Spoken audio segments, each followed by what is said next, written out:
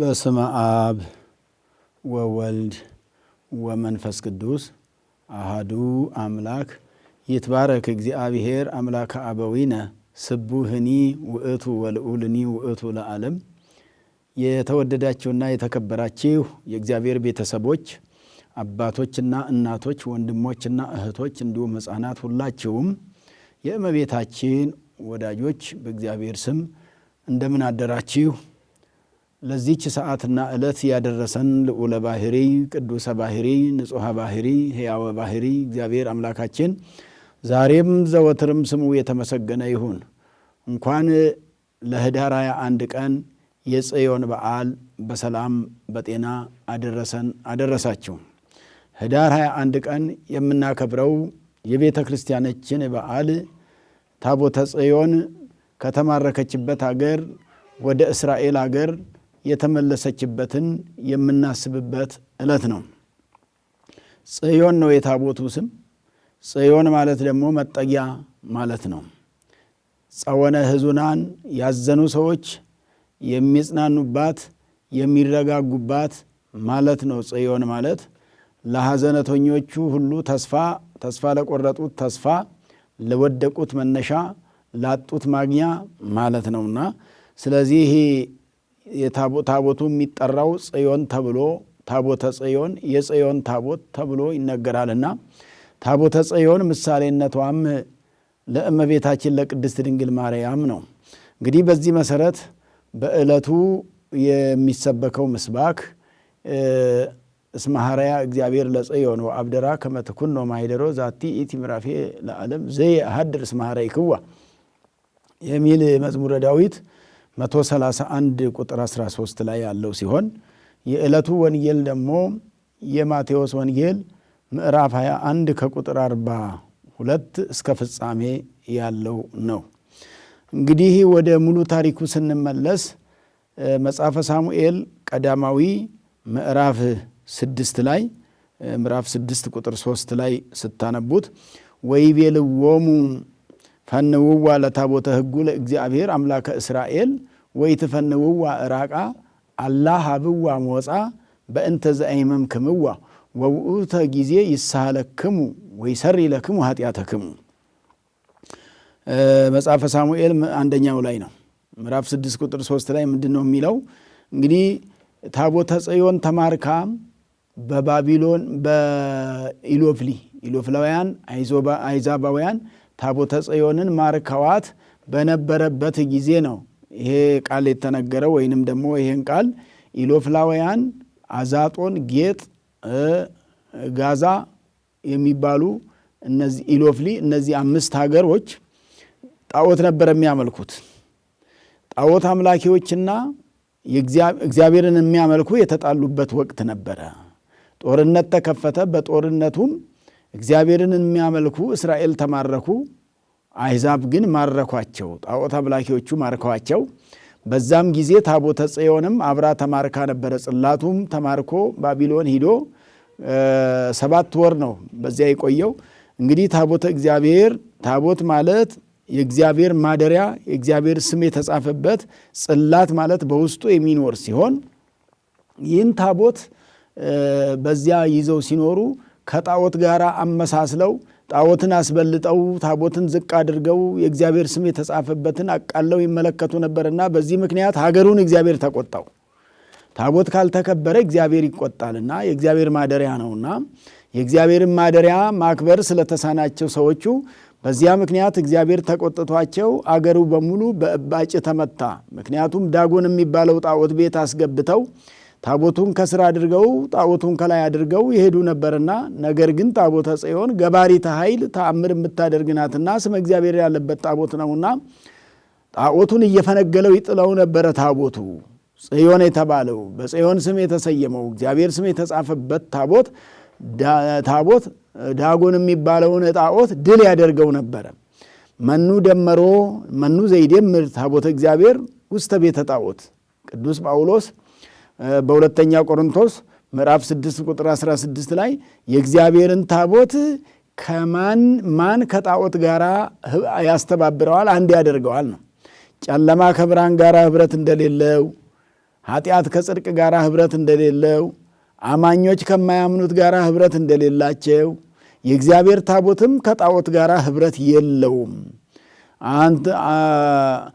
ንሕነ ውእቱ ታቦቱ ለእግዚአብሔር፣ እኛ የእግዚአብሔር ማደሪያ ነን፣ የእግዚአብሔር ቤተ መቅደስ ነን። ታቦት ማለት ማደሪያ ማለት ነው።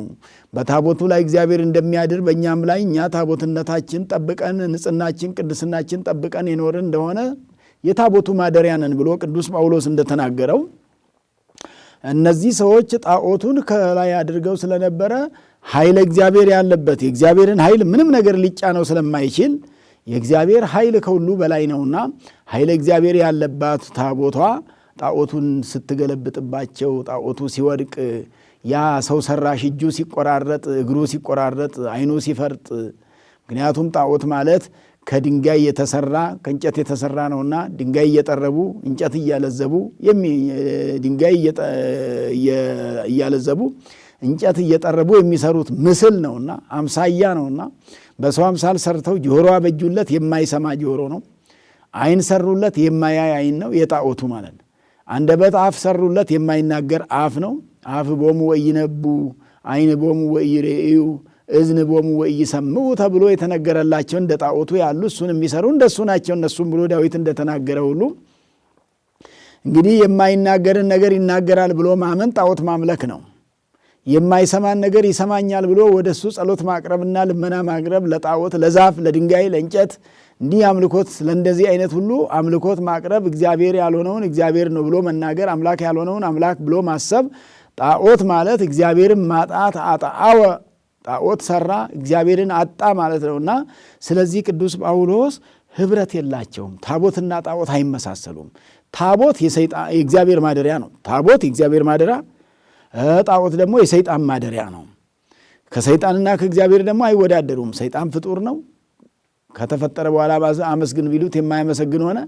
በኋላ ግን ሰዎችን እያታለለ በድንጋይ ላይ እያደረ በእንጨት ላይ እያደረ ወንዝ እንዲያመልኩ እያደረገ ገንዘብ እንዲያመልኩ እያደረገ ራሳቸውን እንዲያመልኩ እያደረገ የማይገባን ነገር የሚያመልኩና እግዚአብሔርን እንዳያመልኩ እያደረገ ሰይጣን ይፈትናልና በዚህ መልክ የሚፈተኑ ሰዎች ዛሬም ቢሆኑ ስላሉ ቅዱስ ጳውሎስ ታቦት የእግዚአብሔር ማደሪያ ነው፣ ጣዖት ደግሞ የሰይጣን ማደሪያ ነው። እኛ እንደውም በታቦት እንመሰላለን። ንሕነ ውእቱ ታቦቱ ለእግዚአብሔር አለ። የእግዚአብሔር ማደሪያ በመሆናችን የቃሉ ማደሪያ ቃሉ በእኛ ውስጥ ስለሚኖር የእግዚአብሔር ቃል በውስጣችን ስለሚቀመጥ የእግዚአብሔር ቃል ማስቀመጫ ስለሆንን ታቦተ እግዚአብሔር ነን እኛ አለ። እንግዲህ ሰው አላውቅበት እያለ ነው እንጂ የእግዚአብሔር ታቦት እኮ ነው ሰው ማለት። ሰው ማለት ክቡር ነው። እግዚአብሔር ከፍጥረታት ሁሉ ከፍ አድርጎ የፈጠረው ያከበረው ሰብእሰን ዘክቡር ውእቱ ኢያእመረ ዳዊት በመዝሙር 48 ላይ ሰው ክቡር ሳለ አላውቅበት አለ። ስላላወቀበት እንጂ ክቡር ነው ተብሎ እንደተነገረ ሁሉ ማለት ነው። ስለዚህ እንግዲህ እነዚህ ሰዎች ታቦቱን ዝቅ አድርገው ጣዖቱን ከፍ አደረጉ። እግዚአብሔር ደግሞ ታቦቱን ከፍ አደረገ። በኋላ ሲጨንቃቸው በእባጭ ሲመቱ አገሩ ሁሉ በሽታ በበሽታ ሆነ። እግዚአብሔር ሲቆጣ በሽታ ይበዛል፣ በሽታ ይሰፋል። ብዙ ሰዎች በበሽታም ይሰቃዩ ይሆናል። ምድር በረከት ታጣለች በኃጢአት ምክንያት። ሰዎች በሚበድሉትና በሚሰሩት ጣዖት በማምለካቸው እግዚአብሔር ይቆጣና በሽታም ይለቃል። እግዚአብሔር ካልጠበቀ አንድ ቀን መዋል ማደር አይቻልምና በጤና መዋል ማደር የተቻለው እኮ እግዚአብሔር ስለጠበቀ እንጂ በራስ ፍልስፍና በራስ ዕውቀት በተበላው ምግብም አይደለም፣ በታከሙት ሕክምና ብቻም አይደለም። በሕክምናው ላይ እግዚአብሔር ካላደረ በተጠመቁት ጸበል ብቻም አይደለም። በጸበሉ ላይ እግዚአብሔር አድሮ ካረዳ በስተቀር እግዚአብሔር ካረዳ ሌሎች ነገሮች ሊረዱ አይችሉም። ረድተውናል ብለን የምንላቸው ነገሮች ሁሉ እግዚአብሔር ሲረዳ ነው፣ እግዚአብሔር ሲያድርባቸው ነውና እነዚህ ሰዎች እግዚአብሔር ስለተለያቸው አገሩ በበሽታ ሲናወጥ ሲታወቅ በሽታ ብቻ ሲሆን መሬቱ በሙሉ በሀገሩ ያሉን ፈላስፎችና አዋቂዎችን ጠርተው ምን እናድርግ፣ ምን ተንሬስ ያለ ታቦተ እግዚአብሔርን ታቦት ምን እናድርጋት አሉ። ንገሩን እስቲ። አዎ ወንፌንዋ ውስተ መካና እንልካታለን፣ እንሸኛታለን ከሀገራችን እንድትወጣልን። ጌታ ኢየሱስ ክርስቶስንም ከሀገራቸው ይወጣ ዘንድ እንደለመኑት ማርከው የወሰዳትን ታቦት በአዲስ ኪዳን ጌታን ወንጌሉ ላይ ዋስተብቅዎ ይልፍ እምደወሎሙ ካውራጃቸው ያልፍ ዘንድ ይሄድላቸው ዘንድ ለምኑ እንደሚለው እንደ አዲስ ኪዳኑ በዚያም ዘመን ታቦቲቷ ከሀገራቸው የምትወጣበትን ነገር ምክር ጀመሩ።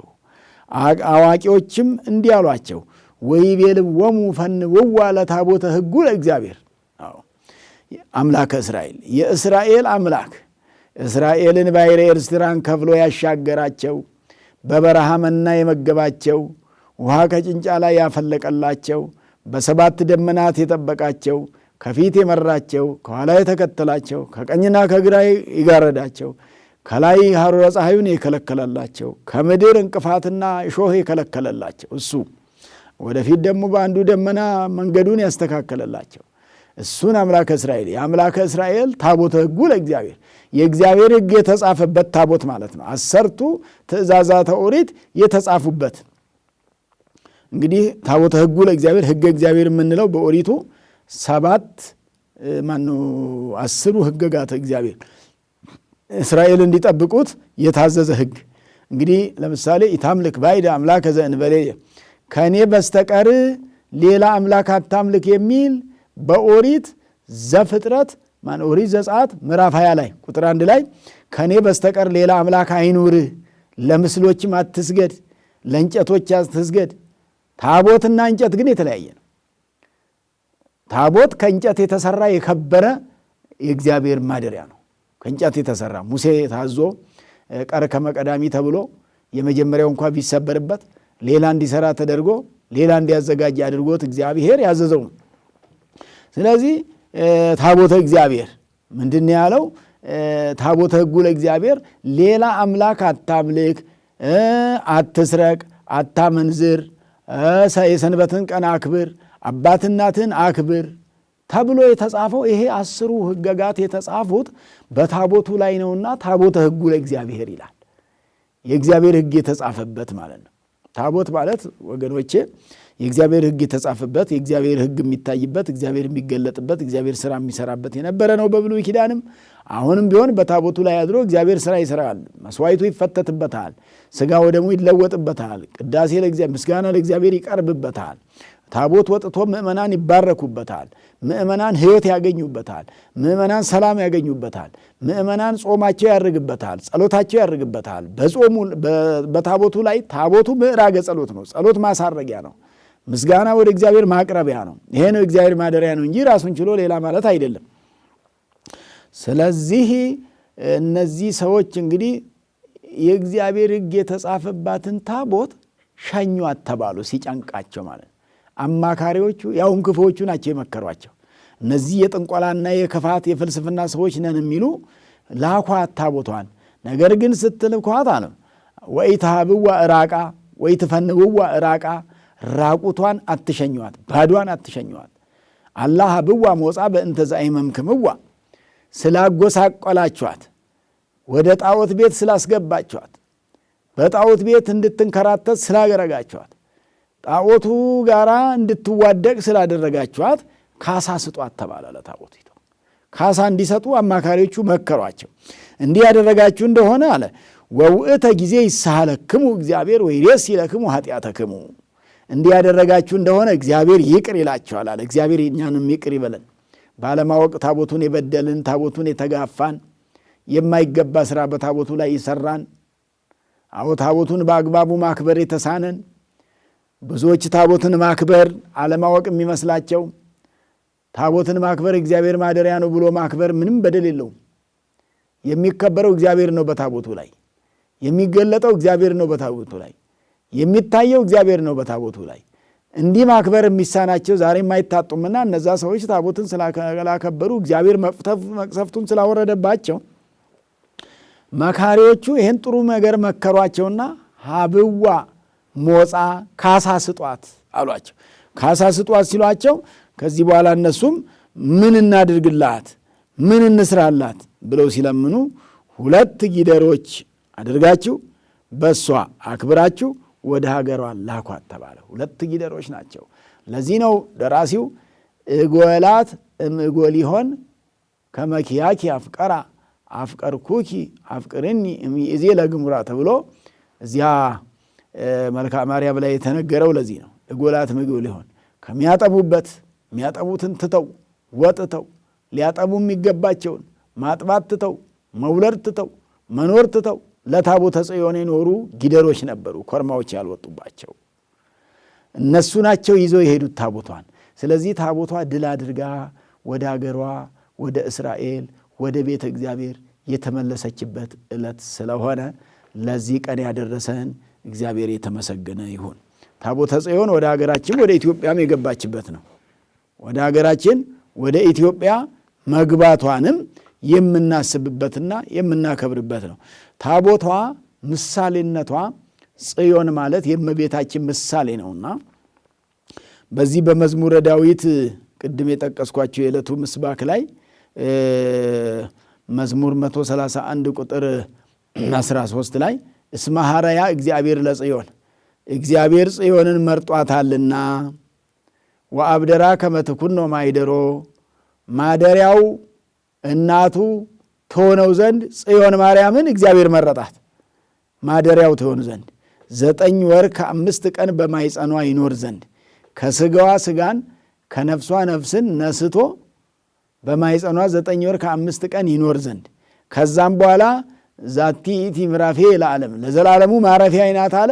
ምነው 9 ወር ከ5 ቀን ብቻ አይደለም ወይ በማይጸኗ ይኖረው ቢሉ አሉ መተርጉማኑ። ይሄን ሲያቃኑት እንግዲህ ትርጓሜ ያስፈልጋል፣ ማቃናት ያስፈልጋልና ሲቃና ለዘላለሙ ወላዲተ አምላክ እየተባለች ትኖራለችና አይለያትምና አትለየውምና አይለያትም ማለት 9 ወር ከ5 ቀን በማይጸኗ እንደኖረ እንደተጸነሰ ከሷ እንደተወለደ ለዘላለም ሲነገር ይኖራልና ዛቲ ኢቲ ምራፌ ለዓለም ለዘላለሙ ማረፊያ አይናት ዝ አሐድር እስመ ሐረይክዋ መርጫታለሁና በሷ አድራለሁ ከስጋዋ ስጋን ከነፍሷ ነፍስን ነስቼ ሰው ሆንባታለሁ፣ ለዓለም እገለጥባታለሁ፣ ዓለምን አድንባታለሁ፣ ለድነት እመጣባታለሁ፣ ከሷ ተወልጄ ዓለምን አድናለሁ፣ የወደቁትን አነሳለሁ፣ የተራቡትን አጠግባለሁ፣ ስጋዬን ቆርሼ ደሜን አፍስሼ እሰጣለሁ ማለቱ ነው ጌታ ኢየሱስ ክርስቶስ።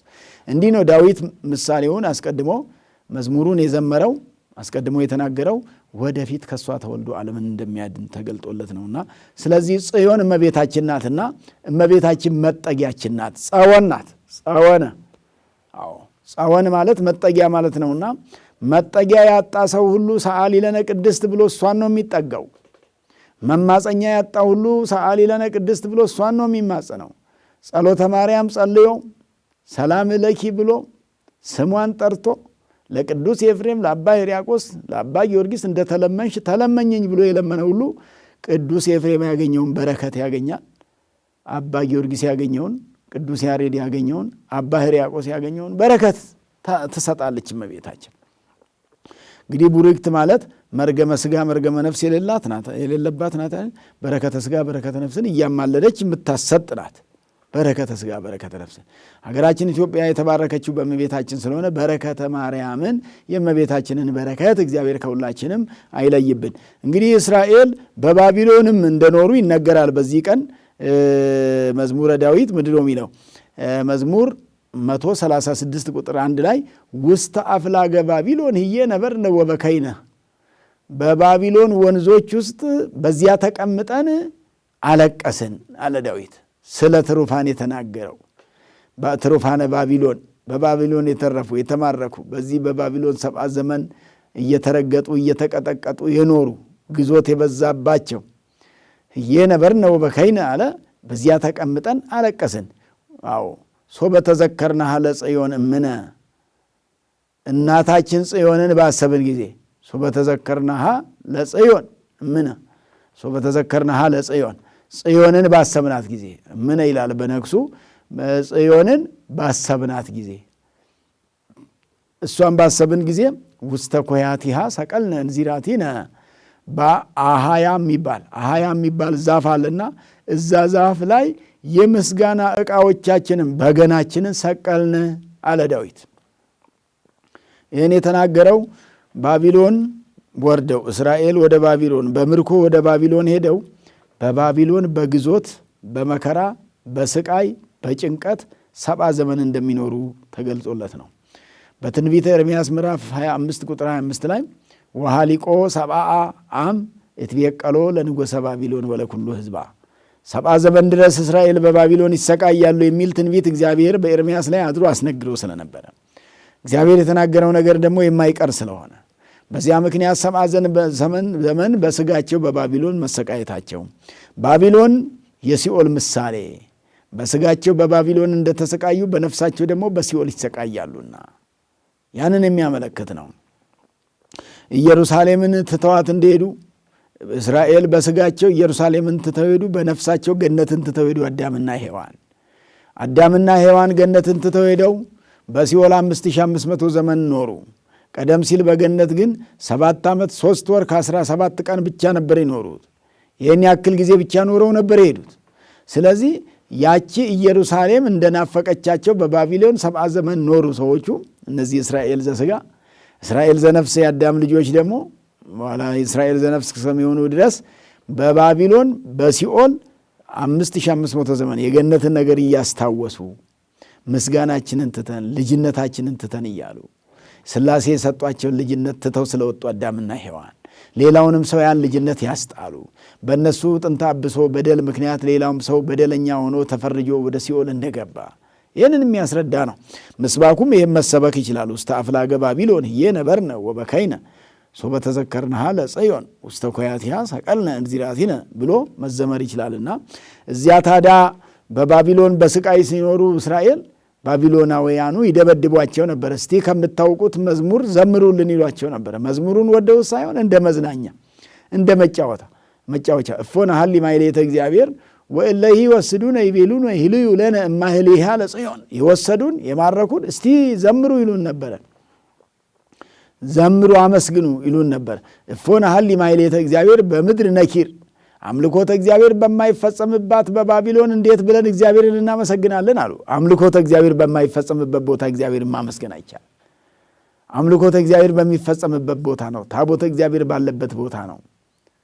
ስብሐተ እግዚአብሔር በሚደርስበት ቦታ ነው። በአሕዛብ ቤት ሄዶ እዛ በአሕዛባውያን በሰለጠኑበት ዓለም ላይ ምንም አይነት ምስጋና ለእግዚአብሔር እንዲቀርብ የሚፈልጉ ሰዎች አይደሉምና ሰይጣን የእግዚአብሔር ምስጋና እየከለከለ ባለበት ስፍራ ጣዖት እያስመለከ ባለበት ቦታ ክፉ ኃጢአት እያሰረ ባለበት ቦታ እግዚአብሔርን ማመስገን አይቻልም። እኛ ዛሬ ማይሌቱን ሰዓታቱን ቅዳሴውን ለእግዚአብሔር ምስጋና ማቅረብ የቻልነው በተመቻቸ ስፍራና በተመቻቸ ሰዓት ላይ ስላለን ነው። ሰላምና ጤና አግኝቶ እግዚአብሔርን ማመስገን እግዚአብሔር ሲያመቻችና እግዚአብሔር ለዚህ ሲፈቅድ እግዚአብሔር ለዚህ ሲያደርስ እግዚአብሔር በዚህ ሲያከብር ነው። ስለዚህ ታቦተ ጽዮን ድል አድርጋ የተመለሰችበት ዕለት ነው። አሁንም ኃጢአቱን ሁሉ እግዚአብሔር ድል ያድርግልን። በታቦቱ ላይ አድሮ ያንን እዛች ሀገር እዛ ላይ ሀገር ሲሰራ የነበረውን ጣዖትን ሰባብሮ ታቦትን አክብሮ ድንቅ ሥራ አሰርቶ የመለሰ እግዚአብሔር እኛንም ወደ በጎ ነገርና ወደ መልካም ነገር ይመልሰን። በረከተ ሥጋ በረከተ ነፍስን የሚሰጠን እግዚአብሔር ነውና ስለዚህ በዚህ በህዳር ጽዮን ማለት እመቤታችንንም የምናስብበት የእመቤታችን ምሳሌ የምትሆነዋ ታቦት የእመቤታችን ምሳሌ የሆነችዋ ታቦት ድል አድርጋ የተመለሰችበት ዕለት ስለሆነ እመቤታችንም እሷን የተማጸነ አጋንንትን ድል ያደርጋል። ምክንያቱም እሷን ተማጽኖ ሰላም ለኪ ብሎ ጸሎተ ማርያም አድርሶ ቅዱስ ኤፍሬም ስለ እመቤታችን እኮ ሲጸልይ በስሟ 64 ጊዜ ነበረ ጸሎተ ማርያምን የሚያደርሰው በዕድሜዋ ልክ። ውዳሴ ማርያምም አሁን በቤተ ክርስቲያን አሁን የምንጸልየው ከሰኞ ጀምሮ እስከ እሑድ ያለው ውዳሴ ማርያም እዚያ ውስጥ ክፍሉ 64 ክፍል ነው። በእያንዳንዱ ሰዓሊ ለነ ቅድስት እየተባለ በእያንዳንዱ ክፍል ሰዓሊ ለነ ቅድስት እየተባለ ውዳሴ ማርያም 64 ጊዜ ነው። 64 ውዳሴ ማርያም ወይንም ደግሞ አንዱ ውዳሴ ማርያም ክፍሉ 64 በእመቤታችን ልክ ነበር የሚጸልየው። ወበሳድስንም ይሄ በስድስተኛ ወር መልአኩ ገብርኤል ወደ እመቤታችን ተላከ አበሰራት የሚለውን ነገር ከሉቃስ ወንጌል አውጥቶ ቅዱስ ኤፍሬም ሶርያዊ በሱርስት ቋንቋ ይጸልየው ነበረ። ቅዱስ ባስልዮስ ቋንቋው ሱርስት፣ ቅዱስ ኤፍሬም ቋንቋው ሱርስት፣ ቅዱስ ባስልዮስ ደግሞ ጽር ነውና ስለዚህ እኛም ዛሬ የሚችለው በግዕዝ ቋንቋ ሰላም ለኪ ብሎ ጸሎተ ማርያም በሳድስን የሚጸልይ ሌላው ደግሞ በአማርኛው በሌላው በሚችለው ቋንቋ ቢጸልይ እግዚአብሔር የሁሉም ቋንቋ ባለቤት ነው። ወላዲተ አምላክ በየትኛውም ቋንቋ ብንጸልይ የተጸለየበትን ታሳርጋለች። በምንችለው አለመስነፍ ነው። በምንችለው ነገር መጸለይ ነው። በምንችለው ነገር እግዚአብሔርን ማነጋገር ነው። ቋንቋ ማለትም መግባቢያ ነውና ከእግዚአብሔርም ጋር የምንግባባበት ነው። ከሰው ጋር ብቻ ሳይሆን ከእግዚአብሔር ጋርም የምንግባባበት ነውና እግዚአብሔር ጋር የሚያግባባ ግን ጸሎት ነውና መጸለይ ይገባል። ለዚህ ነው ለባቢሎን ውስተ አፍላጋ አመ በፄዋዌ ነበርነ ብለው ነግሱም ላይ ምስጋናው የሚመሰገነው ውስተ ኮያትያ እንዚራቲነ ሰቀልነ እሱ በተዘከርናሃ ለጽዮን ምን እናታችን ጽዮንን ባሰብናት ጊዜ እናታችን ጽዮን እናታችን ማርያምን እናስብ። ወደ ኃጢአት መሄድ እመቤታችንን ትቶ እሷን ትቶ ባቢሎንም ሄዱ፣ ዛሬም አይታጡም። ጽዮንን ትተው እነዛ ባቢሎን እንደሄዱ ዛሬም እመቤታችንን ትተው እኮ ብዙዎች ባቢሎን ገብተዋል። ብዙዎች ባቢሎን ያሉት ብዙዎች ባቢሎን ሆነው ጽዮንን እየተሳደቡ ይገኛሉ። ብዙዎች ባቢሎን ሆነው መሳደብ አይደለም እመቤታችንን በእውነት ሌላውንም ሰው እንዲሰደብ ትምህርት የለም። ሰው ይሰደብ የሚል የሃይማኖት ትምህርት የለም። የሥነ ምግባር ትምህርትም ይህን ይከለክላል። እንኳን ሃይማኖት ያለው ሰው ቀርቶ ማለት እንኳን በሃይማኖት ውስጥ ሆነን ሃይማኖት ውስጥ እንኳ ባይኖር እምነት የሌለው አማኝ ያልሆነው አይዛባዊ የሆነው ሁሉ እንኳን የሥነ ምግባር በሥነ ምግባር አንዱ አንዱን እንዲሰድብ ስነ ምግባርም አይደለም። ስድብ ስነ ምግባር አይደለምና ከዛም አልፎ ደግሞ እምነት ነውና እምነት ማለት የአምላክ እናት ናት ብለን እያመንን እርሷ ብትቃለል ልጇ ወዳጇ እንደተቃለለ ይቆጠራል። እሱ የተገለጠ በሷ ስለሆነ እሱ ስለወደዳት እሱ ከስጋዋ ስጋን ከነፍሷ ነፍስን ነስቶ ሰው የሆነ እሱ ያከበራትን ሌላው ሰው ሊያቃልል አይገባምና ታቦተ ጽዮን ከኢሎፍላውያን ሀገር ወጥታ ወደ እስራኤል የገባችበት እነሱም ተቀብለው መስዋዕት የሰዉበት አቢዳራ ከሚባል ሰው ቤት ነው ታቦቷ ገብታ ያደረችውና ስለዚህ የእግዚአብሔር ታቦት እንግዲህ ዛሬም ታቦት የሚዳስሱ ካህናት ናቸው። ሌላ ሰው ታቦት መንካት አይችልም። ታቦትን የሚዳስሱ ግን ታቦቱን በአግባቡ ማክበር ይገባል። በዚያም ጊዜ የአምልኮ የመጣው የታቦቱ ሰዎች የቤተ መቅደሱ ሰዎች የድንኳኑ የደብተራ ኦሪት ነው። በዛ ጊዜ ታቦቱ የምትመሰገንበት የምትከበርበት የምትቀመጥበት ቦታ ደብተራ ኦሪት ነበረ።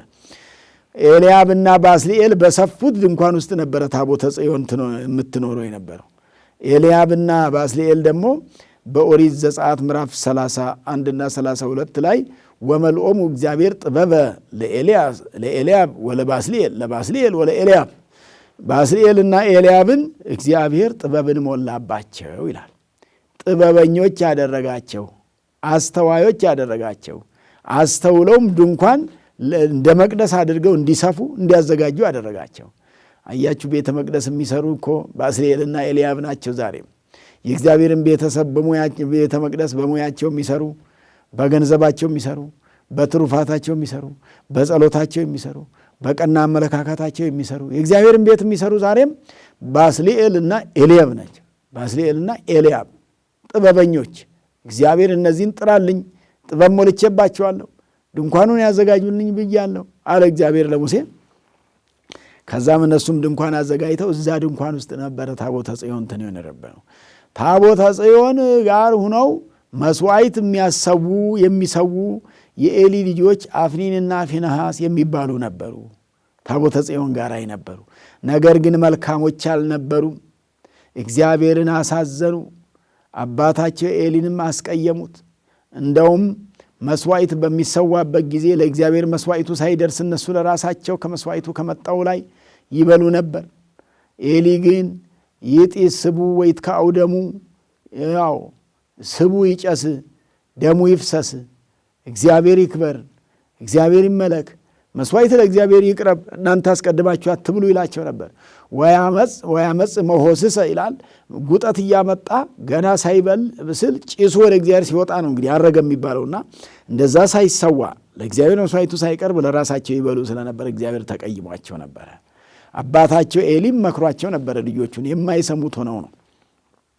በዚህም ምክንያት ለእማ አበሰ መጽሐፈ ሳሙኤል ላይ ኤሊ ምን አለ? ምዕራፍ 2 ላይ ብእሲ ለእማ አበሰ ላይ ለካልኡ ሀበ እግዚአብሔር ይጼልዩ ሎቱ ወለእመኒ አበሰ ላይ ለእግዚአብሔር ሀበ መኑ ይጼልዩ ሎቱ። ሰውን ከበደለ ወደ እግዚአብሔር ይጸልዩለትና ያስታርቁታል። በደሉ ከእግዚአብሔር ጋር ጠቡ ከእግዚአብሔር ጋር ከሆነ ግን በማን ያስታርቁታል? ማን ያስታርቀዋል? ከሰው የተጣላ በእግዚአብሔር ከተጣላው ይታረቃል። ከእግዚአብሔር የተጣላ ግን በምን ይታረቃል? በጾም በጸሎት ካልሆነ በስተቀር አለና ልጆቹን መከራቸው። እንቢክሙ ደቂቅየ ልጆቼ እምቢ አላችሁ አለ ኤሊ። ልጆቼ እጅ ሲያጥቡት ያድፋል እጅ፣ ሲመክሩት ይጠፋል ልጅ እንዲሉ ነው ያለው። በዛ ምክንያት እንግዲህ እነሱ ኃጢአት ይሰሩ ስለነበረ በመጀመሪያው ጦርነቱ አሕዛብና እስራኤል በተዋጉ ጊዜ በመጀመሪያው ብቻቸውን ነበር የተዋጉት። ድል ተነሱ እስራኤል። በይነምንት አውደቀነ እግዚአብሔር ውስተ ኢዴሆሙ ለኢሎፍላውያን፣ በኢሎፍላውያን እጅ እንድንወድቅ ያደረገን እግዚአብሔር በምን ምክንያት ነው ብለው ተመራምረው ታቦተ ጽዮን ባናመጣ ነው፣ ታቦት ባንይዝ ነው ብለው በሁለተኛው ታቦት ይዘው ነው የተዋጉት። እግዚአብሔር ግን ምክንያት አለው። ብቻቸውን ቢዋጉ የኤሊ ልጆች አፍኒንና ፊናስ ወደ ጦር ሜዳው አይሄዱም ነበረ። እነሱም በቤተ መቅደሱ እየበደሉ ስለነበረ ከመቅደሱ እንዲወጡለት ስለፈለገ እግዚአብሔር ታቦተ ጽዮንን ተከትለው እንዲሄዱ ታቦትን ይዘን እንሂድ የሚል አስመለከታቸው እነዛን ተዋጊዎቹን። እነሱም ይህንን ሲሰሙ ታቦት እየሄደች እነሱ መቅረት አይችሉምና ተከትለው ሄዱ። ታቦቲቱ ተማረከች። የኤሊ ልጆችም ሞቱ በጦርነት። በዚህ ምክንያት ለኤሊ ሲነገረው ኤሊ ልጆቼስ ሲመክሩት ይጠፋል ልጅ፣ ሲያጥቡት ያድፋል ልጅ፣ ሲመክሩት ይጠፋል ልጅ እንዲሉ መክሬያቸው ነበረ፣ አልሰማይ ብለው ነው። ነገር ግን አስራት በኩራት ተቀብዬ ገንኔ ከብሬ እኖርባት የነበረች ታቦተ ጽዮን ተማረከች ብሎ ደንግጦ የዋሊት ወድቆ ሞተ። ወድቀ ይላል ወደቀ ሞተ። እስመ ልሂቅ ብእሲው ዕድሜው ሽማግሌ ነበር። የ90 ዓመት ሽማግሌ ስለነበረ ኤሊ ከወደቀበት መነሳት አልቻለም ነበረ። እንግዲህ ሰውነት ሲፈዝ ሲደክም፣ ዓይን ሲፈዝ፣ ጆሮ ሲደነዝዝ፣ እጅ እንደ ልብ መጨበጥ ሲያቅት፣ እግር እንደ ልብ የማይራመድበት ደረጃ ላይ ሲደረስ ዕድሜ ሲሄድ ችግር ነውና በዚህ ምክንያት እሱም ሞተ። ነገር ግን እግዚአብሔር የኤሊን ልጆች ከቤተ መቅደሱ ሊያስወጣ ፈልጓል። እግዚአብሔር በተቆጣ ስራችን ካላማረው ከመቅደሱ ያስወጣል እግዚአብሔር። በአዲስ ኪዳንም የተደረገውን እናውቃለን። በዚህ በዮሐንስ ወንጌል ምዕራፍ 2 ላይ ቤተ መቅደስ ገብቶ በጅራፍ እንዴት እንዳባረረ ይታወቃል። በብሉይ ኪዳንም የአፍኒን ልጆች ሁለቱን ከቤተ መቅደሱ አስወጥቷቸዋል። በምክንያት መቅደሱ ላይ እንዲኖሩበት ስላልፈለገ እግዚአብሔር እንግዲህ ለመቅደሱ የሚገባ ስራ መስራት ሲያቅተን፣ ለመቅደሱ የማንገባ ሰዎች ስንሆን ሌሎች ለመቅደስ የሚገቡትን ያመጣል እግዚአብሔር። ሌሎች ለመቅደስ የሚገቡትን ያመጣልና በቤተ መቅደሱ ስንኖር የምናስቀድስም የምንቀድስም የምናገለግለው ሁሉ በየምንችለው እግዚአብሔርን የምናገለግሉ ሁሉ ተጠንቅቆ ማገልገል ያስፈልጋል። ቅድስናና ንጽህናን ጠብቆ ማገልገል ያስፈልጋል። ከቂም ከበቀል ከተንኮል ከክፋት ከሸር ከአድመኝነት ራስን ጠብቆ እግዚአብሔር የማይወደውን ነገር ሳያደርጉ ነው መኖር። እግዚአብሔር የሚወደውን ነገር እያደረግን ለመኖር አምላካችን እግዚአብሔር ይርዳን። ታቦት ስራ የሰራበት ዕለት ጣዖት የወደቀበት የወደመበት ለዚህ ነው። እንግዲህ በዚህ በማቴዎስ ወንጌል የዕለቱም ወንጌል ቅድም እንደነገርኳችሁ የማቴዎስ ወንጌል ምዕራፍ 21 ቁጥር 42 ጀምሮ እስከ ፍጻሜ አይደል ያልኳችሁ። ቁጥር 44 ላይ እኮ በድንጋይቱ ላይ ወዘሰ ወድቀ ዲበ ይእቲ እብን ይትቀጠቀጥ፣ በዛች ድንጋይ ላይ የወደቀ ይሰባበራል። ድንጋይ ላይ የወደቀ ይሰባበራል አለ ማቴዎስ 21 ቁጥር 44 ላይ። ወለዘሂ ወድቀት ዲቤሁ ይእቲ ትደምቆ ወተሐርጾ፣ ድንጋይቱም የወደቀችበት ሰው ቢኖር ያኔም ድንጋይቱ ሰውየውን ትፈጨዋለች፣ ይፈጫል። እንግዲህ ድንጋይ ላይ ብንወድቅበትም የወደቀበት ሰው ነው የሚጎዳው። ድንጋዩ ቢወድቅብንም ያው ሰው ነው የሚጎዳው፣ ድንጋዩ አይጎዳም ማለት ነው። እግዚአብሔርን መጋፋትም እንዲህ ነው አለ እግዚአብሔር። እብንን ተመነንዋ ነደቅት ወይእቲ ኮነት ውስተ ርእሰ ማዕዘንት የሚል በመዝሙረ ዳዊት 117 ላይ እምን እንተመንንዋ ነደቅት፣ ግንበኞች የናቋት ድንጋይ ወይእቲ ኮነት ውስተ ርእሰ ማዕዘንት፣ የማዕዘን ራስ የማዕዘን ድንጋይ ማዕዘኑን የምታጸና ቤቱን የምታቆም ሆናለች ድንጋይዋ አለ። ወነካሪ ይእቲ ለአዕይንቲነ፣ ለዓይነ ሥጋችን ድንቅ ናት፣ ለዓይነ ልቡናችንም ድንቅ ናት። ለዓይነ ልቡና በእግዚአብሔር ኮነት፣ ከእግዚአብሔር አብ ዘንድም ሆነች፣ ከእግዚአብሔር ዘንድ ሆነ። ይሄ እንግዲህ እብንን ተመነንዋ የተናቀች ድንጋይ የተባለችው የመጀመሪያው ኦሪት ናት። አሕዛብ የናቋት ኦሪት ድንቅ ናት። አሕዛብ የናቋት፣ አሕዛብ አልቀበል ያሏት፣ አሕዛብ ኦሪት አይቀበሉም። ቆላፋን ኦሪት አይቀበሉም ነበር። እስራኤል ኦሪትን ይቀበላሉ፣ አሕዛብ ግን አይቀበሉም ነበርና ኦሪቱን እነዛ የናቋት አሕዛብ የናቋት ኦሪት ምንድነች? ድንቅ ናት። ከማን ዘንድ ሆነች? ከእግዚአብሔር አብ ዘንድ ከእግዚአብሔር ዘንድ ሆነች ነው። ሌላው አሕዛብ የናቁት ዘሩባቤል ንጉሠ ነገሥት ሆነ ነው። ዘሩባቤል የተናቀ ነው፣ ትሩፋኑን የመራ ነው። የተናቀው ሰው ያልታሰበው ሰው ምን ሆነ ማለት ነው? ወደ መጨረሻው ላይ ንጉሠ ነገሥት ሆነ። ንጉሠ ነገሥት በመሆኑ ድንቅ ነው፣ ይሄም ከእግዚአብሔር ዘንድ ነው የሆነው። የሚሆኑ ነገሮች ሁሉ ከእግዚአብሔር ዘንድ ነው የሚሆኑት ብሎ ምን ወገኖች፣ የሚሆነው ሁሉ ከእግዚአብሔር ዘንድ እንጂ ከሰው ዘንድ አይደለም ነው። ሰው ምንም ሊያደርግ አይችልም ነው። እግዚአብሔር ያደረገው ነው የሚሆነው ነው። እግዚአብሔር ያለው ነው የሚሆነው።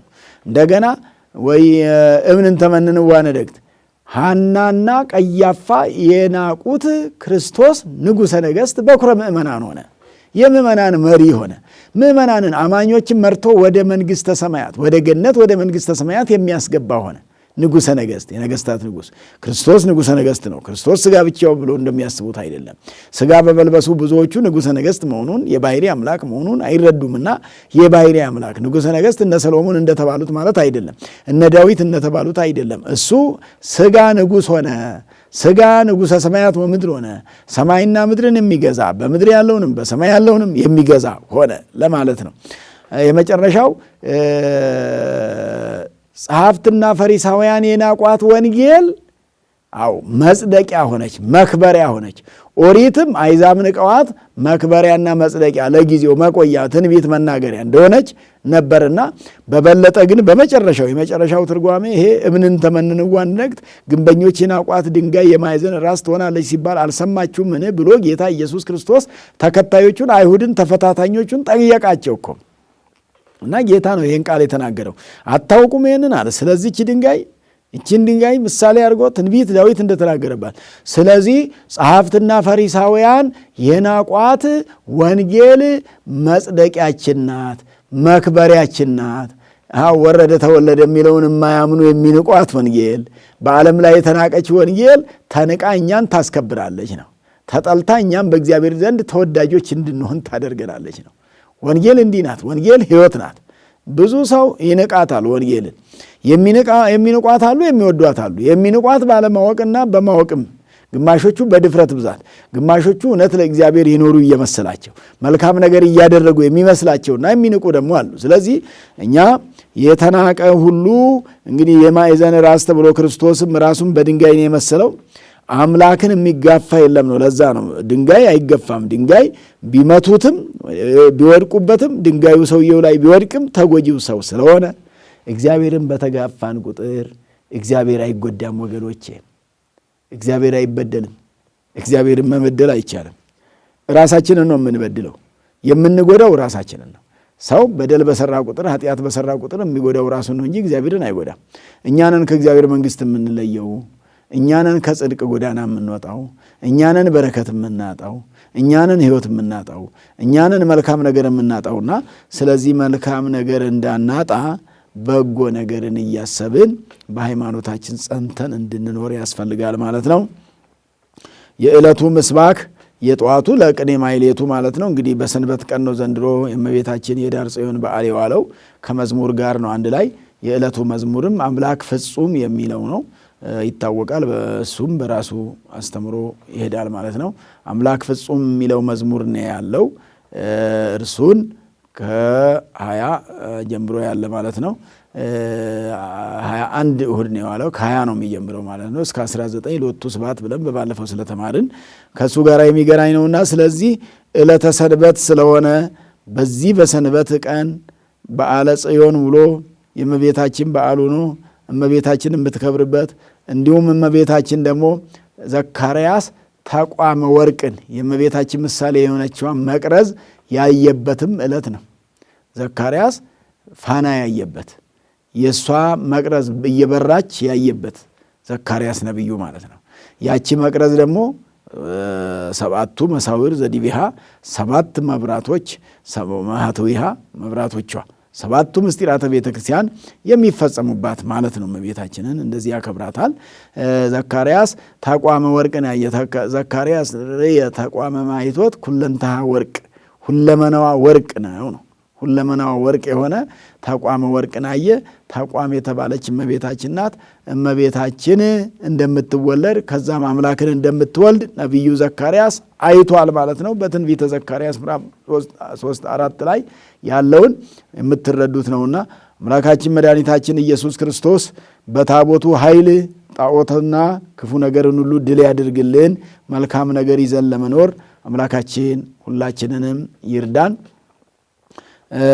የንጉስ ሚዲያ ወይንም ንጉስ ቲዩብን የምትከታተሉ ወገኖቻችን እግዚአብሔር በረከቱን ያድላችሁ። እናንተም በጸሎት እያገዛችሁን ባለሙያዎችም ደግሞ ዲያቆናት በሙያቸው እያገዙ ስለነሱም እየጸለያችሁ እንደሆነ እናውቃለን። ሁላችንንም እግዚአብሔር ይጠብቀን፣ በረከቱን ያድለን። እንግዲህ በዚህ መልክ ትምህርቱ ወደ እናንተ እንዲደርስ እናንተም እየተከታተላችሁ በሰዓቱ እየጠበቃችሁ ሰብስክራይብም እያረጋችሁ ለሌሎች ላልደረሳቸውም ሁሉ እንዲደርሳቸውና እንዲማሩ እንድታረጉ እናሳስባለን። እግዚአብሔር አምላካችን ሀገራችን ኢትዮጵያን ሰላም ያድርግልን፣ ቤተ ክርስቲያናችንንም ሰላም ያድርግልን፣ ከክፉ ነገር ሁሉ ይሰውረን። ወስብሐት ለእግዚአብሔር። ይቆየን።